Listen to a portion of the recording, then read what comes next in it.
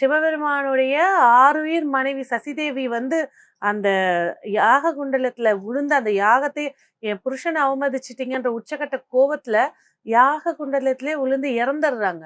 உச்சக்கட்ட கோபத்துல எழுந்த சிவபெருமானோட உடம்புல இருந்து வந்தவங்க தான் முனி, வீரபத்திரன், காவல் காக்கக்கூடிய எல்லா தெய்வங்களும் 7 முனி. அந்த வீரபத்திரன் எல்லாம் வெளியில வந்த பத்ரகாளி வெளில வந்ததுங்க சிவனுடைய உடம்புல இருந்து வெளியில வந்ததுதான். அந்த நேரத்துலயும் அவரோட நிலை தடுமாறாம தப்பு செஞ்சவங்களை மட்டும் வேற யாரையும் அழிக்க கூடாதுன்னு வீரபத்திரனுக்கு வாக்கு கொடுக்கிறவரு சிவபெருமான். அப்ப அங்க வந்த இது வந்து தவறு செஞ்சவங்களை அழிக்கிறாங்க. அப்போ சிவபெருமானுடைய உடம்புல இருந்து வந்தவங்க தான் காவல் தெய்வங்கள்.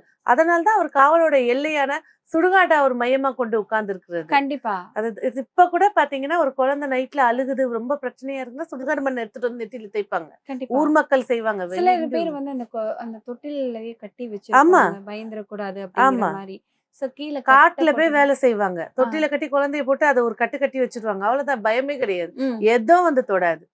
அவங்களுடைய நம்பிக்கை ரொம்ப அதிதியா. ஊர் மக்கள் நீங்க நம்ம எவ்வளவுதான் நாகரிகமா மாறினாலும் இன்னமும் ஐதீகத்தை மாத்தாம வச்சிருக்கிறவங்க ஊர் மக்கள் தான்.